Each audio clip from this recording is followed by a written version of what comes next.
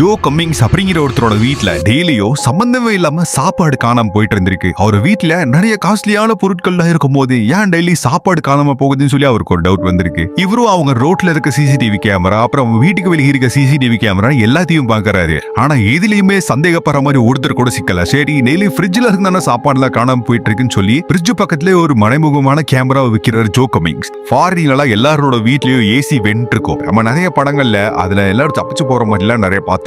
Night Joe கம்மிங்ஸ் fridge பக்கத்துல அந்த கேமராவை செட் பண்ணிட்டு போய் படுத்துறாரு.